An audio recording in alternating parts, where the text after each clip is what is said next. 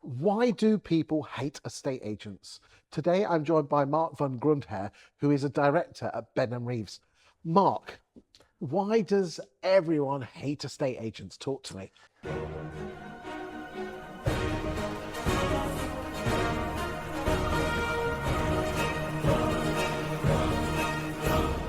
I think it's obviously, the reality is not everybody hates estate agents, but we have a terrible name. And why is that? Because everybody reads the papers and the media love thrashing estate agents, you know, driving around in flashy cars, earning £1 million salaries, lying on a beach all the time. The job is so easy. That's the impression. And I hate the way that the media almost exclusively together they lump agents down, and I think it's shocking. I mean, we've got TV programs, you know, we've had such things as Tyrone Ash driving around in his Lambo.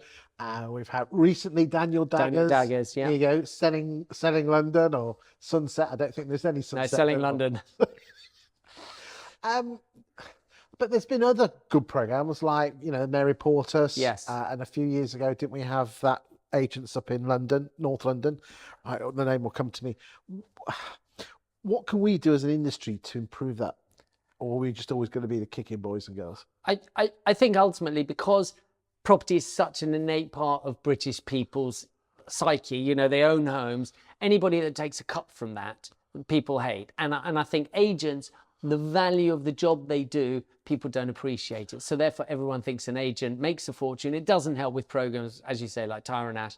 What Danny Daggers did is totally different. I think he was showing why London's quite glamorous and trying to show that. And I think he's bringing new people into the industry. And I think that's really interesting. But I think the job that agents do, the value they bring in sales, getting you a good price to exit your home, and lettings, looking after your property asset for you, I think these are really important jobs. And I think the fact that the media consistently talk agents down, I think that's one of the biggest problems. Okay, so what can any man or woman watching this do? You know, you can't change the world, but you can change one vendor at a time. I think the thing that we try to do, and certainly I try to do, is try to make vendors realise that actually we're not here to do a crap job. And when things go wrong, because they do go wrong, it's how you deal with that and how you explain it to landlords and vendors. Every vendor agrees a price and they start focusing on their next part of their journey, whether that's buying another house or downsizing or leaving the UK, and the sale falls through. Whose fault is that? Me as the agent. Every time a sale falls through, people blame the agent. And the reality is it's not the agent's fault. It's because the buyer's changed his mind, or the valuation, it's been downvalued, or his mortgage has had a problem. So I think explaining to vendors and landlords and buyers and tenants as well, why we do a good job. I think that is much more, and we could do with some more positive programs, if I'm honest. It's interesting that Simon Ledbetter did a report on whether people liked estate agents, and everyone said they hated estate agents, but they loved their own estate agent. And the biggest criticism that people had about estate agents was lack of communication. Yeah. And I think we're really bad at that, aren't we? I think we're terrible. I think agents are terrible at communicating.